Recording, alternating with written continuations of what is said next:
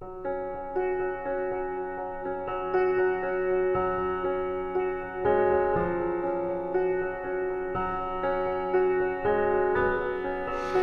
kan kjenne at jeg skjønner skolen er kald.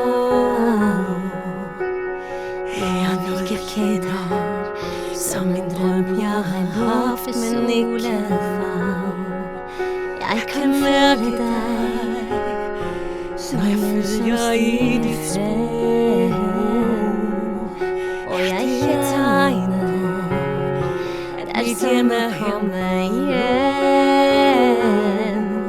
Jeg har alltid vært så ensom, har en iskald hemmelighet.